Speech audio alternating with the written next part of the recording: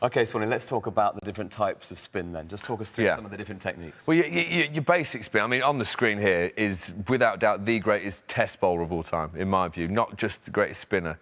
Bowling leg spin is so hard. Finger spin, how I used to bowl, so you're taught to put the ball between these two knuckles on that finger and pretend you're opening a doorway.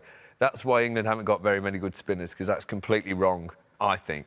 What I used to do is move the seam, and I would try and rip the ball as hard as I could over my second knuckle, so when it came out, it really flicked.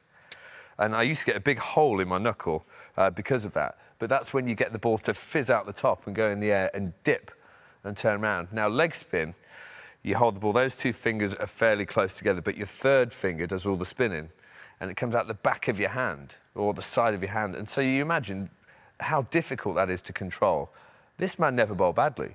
So he's bowled the hardest form of spin of all bowling, and he never bowled long hops, he never bowled, that was his flipper, which he famously got Alex Stewart. I think that's at Brisbane as well. I think this is part of his hat-trick in the Ashes Test, because there's our Goffey. Never Goffey's helmet. And then, if you're on a hat-trick, who do you want to walk out to bat? Devon Malcolm. Brilliant catch by David Boone. But without doubt, I mean, he was just brilliant. That's him getting to 300 and doing his silly little dance. Straussy, I think that's his 500th wicket, and Straussy didn't hit it either. Our man in Australia, Kevin Peterson, who apparently the night before that Shane Warne said to him, "I'm going to bowl you round your leg sweeping tomorrow." And he goes, "No way, there's no chance you'll get me like that." And he did.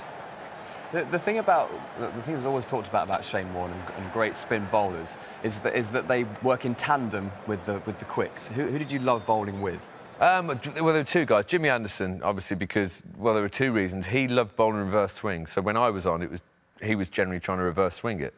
So when you saw him running in, hiding the seam, that's because he wants the ball as dry as possible. Every ball I bowled, I rubbed my hand in the dirt and then got the excess mud off so I could grip the ball, and that dried the ball out. So I loved bowling in tandem with Jimmy. And then Stuart Broad, because he just makes me laugh, and he's my mate from Nottingham. So we used to treat it like a club game when we played, try and take the pressure out of a test game and treat it like a club game.